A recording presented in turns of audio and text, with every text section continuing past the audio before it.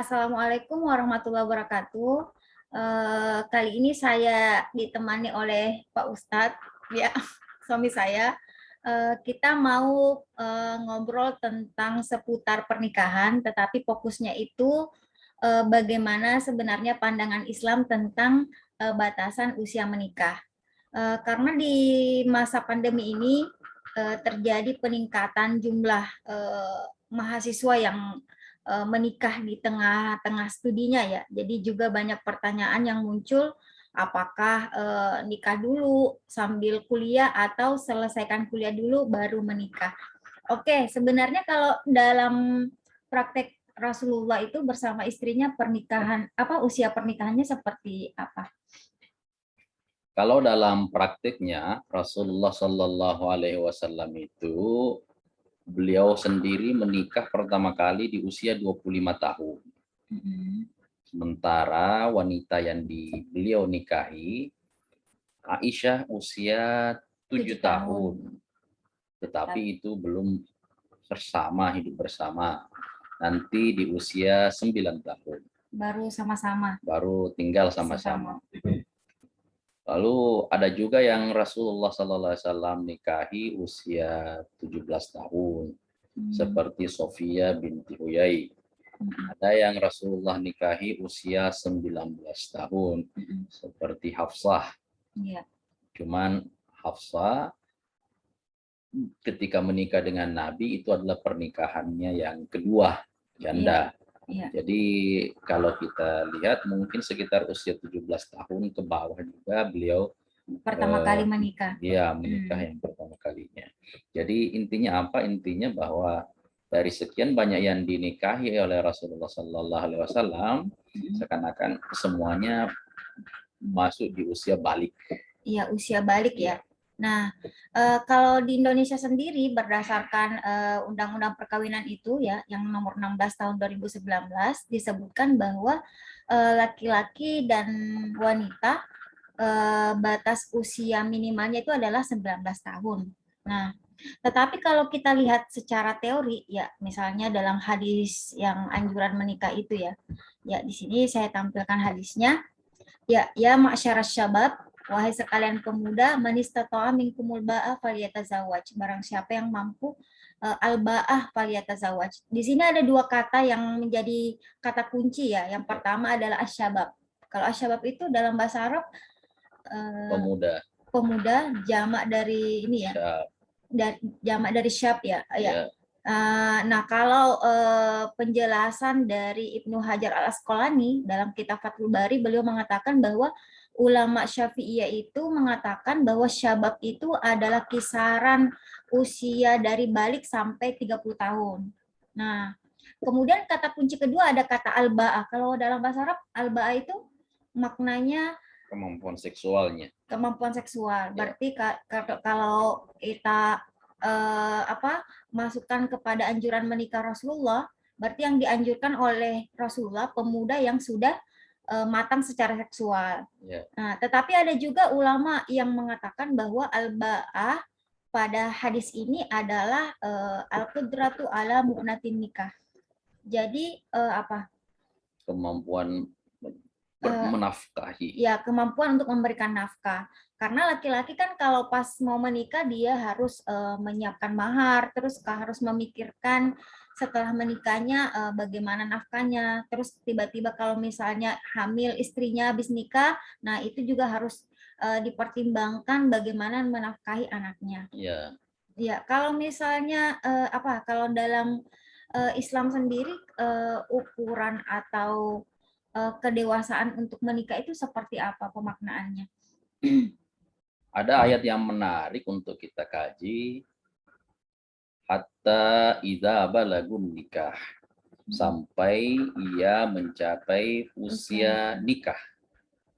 Sampai mereka mencapai nikah. Tapi ulama kemudian ketika menerjemahkannya, mereka menambahkan kata usia nikah. Seakan-akan di ayat ini ada isyarat tentang adanya usia nikah di dalam Al-Quran. Tetapi kata ulama kita bahwa ini didasarkan pada tradisi orang Arab waktu itu yang menentukan usia nikah berdasarkan balik. Artinya tradisi mereka ketika seorang wanita Atau sudah laki-laki. balik, maka itu sangat dianjurkan untuk segera dinikahkan. Ya. Ya. Jadi ayat ini tidak serta-merta menunjuk kewajiban menikah atau batas nikah tertentu. Ya, itu didasarkan pada tradisi saja. Ulama kemudian berbeda pendapat. Dalam mazhab fikih. Ya, dalam mazhab fikih ketika menentukan usia balik itu berapa sih sebenarnya. Kalau jumhur ulama seperti Imam Syafi'i itu cenderung mengatakan bahwa usia balik itu ya 15 tahun. Ya. Itu dasarnya adalah hadis. Ya.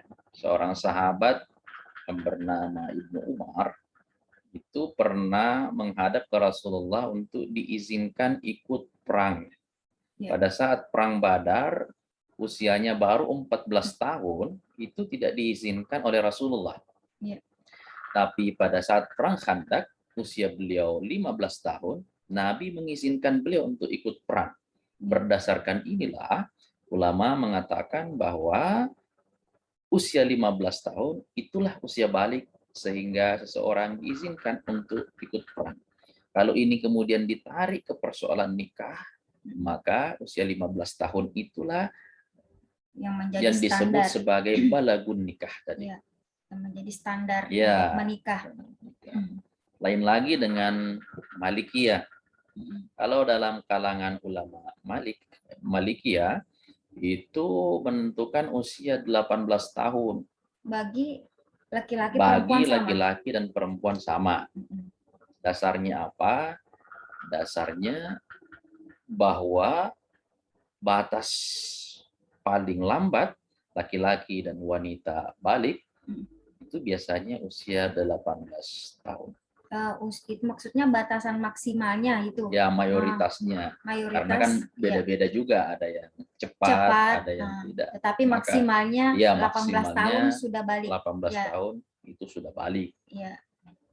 Kalau mazhab Hanafiyah, Hanafiyah yang masyhurnya itu membedakan antara laki-laki dan wanita. Kalau laki-laki menurut beliau agak lambat sampai usia 19 tahun batas maksimalnya.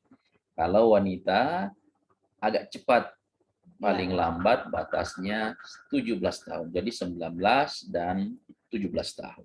Dan memang kalau kita lihat kenyataannya perempuan itu biasanya lebih cepat haid ketimbang laki-laki kalau masalah balik. Ya, tapi intinya ini berdasarkan ijtihad. Ya, ini berarti konteksnya itu bisa ditafsirkan lebih menyesuaikan lagi sesuai dengan kenyataan masyarakat pada umumnya. Betul. Ya. Terus misalnya nih ketika ada dua pasangan, misalnya laki-lakinya usianya sudah dewasa gitu, terus perempuannya dia lebih usia belia. Nah, sama dengan pernikahan Rasulullah dengan Sayyidah Aisyah itu seperti bagaimana beliau mengimbangi istrinya yang belia seperti itu. Ya. Kedewasaan dalam pernikahan itu sangat penting. Tapi apakah dua pihak harus sama-sama dewasa atau tidak? Kalau kita melihat Rasulullah SAW, Nabi menikahi Aisyah, Nabi sudah dewasa, tapi Sayyidatuna Aisyah masih sangat kekanak-kanakan. Dan Sayyidatuna Aisyah bercerita bahwa saya masih sering main-main, dan Nabi yang kemudian karena kedewasaannya bisa paham dan bisa mengerti tentang hobi Aisyah. Sikap Aisyah. Ini menunjukkan kepada kita bahwa tidak mesti dalam pernikahan itu dua-duanya dewasa. Yang sangat dibutuhkan sesungguhnya adalah satu pihak terkhusus untuk laki-laki mencapai usia kedewasaan. tersebut. Ya, jadi seperti pengalaman kami ya, kami sendiri itu menikah di usia kuliah gitu. Ya. Saya sendiri belum selesai S1 sudah menikah. Kemudian waktu itu beliau lagi penyelesaian tesisnya. Ya. Ya. Nah, ketika kami menikah, saya sebenarnya waktu itu merasa masih kekanak-kanakan, tetapi karena usia ada jarak 8 tahun ya. Jadi meskipun saya kekanak-kanakan dan masih belum apa istilahnya dewasa, tetapi dapat diimbangi oleh suami yang ketika itu sudah apa istilahnya matang ya. Jadi bisa dikatakan nggak mesti mulai dari dua-duanya dewasa. Ya. Nah, kalau dalam Al-Qur'an sendiri masalah kedewasaan itu pemaknaannya bagaimana? Ya. Di sambungan ayat tadi, fa in anastum minhum rusyda. Ya, jadi engkau melihat tanda-tanda kedewasaan. Kata rushd, kedewasaan itu lawan dari kata al-ghai. Ya. Ya. Al-ghayyi itu artinya tidak terarah, artinya sesat. Kata bayyana rusydu minal ghayy. Ya. Maka ar-rusyd itu artinya adalah terarah. Maka kedewasaan itu ditandai dengan terarahnya cara berpikir, berperilaku, mengambil keputusan dan yang lainnya. Ya. Seperti itu ya. Mana? Jadi kalau mau menikah yang dipertimbangkan itu apakah dia sudah punya mental seperti itu. Jadi Ya. dia kalau masih mau lebih banyak main sama Jadi temannya. banyak yang mapan secara ekonomi tetapi sebenarnya belum dewasa, belum terarah. Ya, belum terarah dalam mau membangun rumah tangganya. Jadi lebih banyak misalnya menghabiskan waktu main game atau masih menghabiskan waktu di warkop lebih banyak gitu ketimbang mengurus keluarganya. Nah, ini yang perlu dipahami gitu. Jadi sebenarnya dalam Islam itu bukan hanya fokus pada kematangan seksual ya, tetapi juga seperti yang dikatakan tadi bahwa kematangan berpikir. Nah, kedewasaan dan kedewasaan itu tidak mesti dilihat dari usia ya, dari usianya. Ya. Karena di ayat itu memang ketika berbicara tentang mencapai usia nikah, baru mulai nampak tanda-tanda kedewasaan. Itu menunjukkan bahwa tidak semua yang balik kemudian otomatis langsung dewasa. Iya.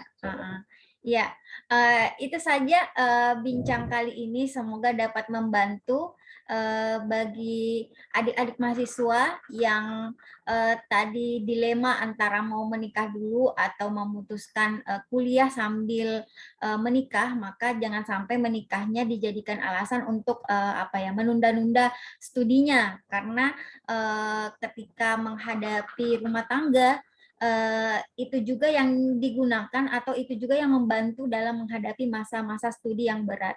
Ya, sekian dari kami tunggu komentarnya. Apakah kalian kalau mahasiswa maunya selesai kuliah dulu atau menikah dulu sambil kuliah. Wassalamualaikum warahmatullahi wabarakatuh.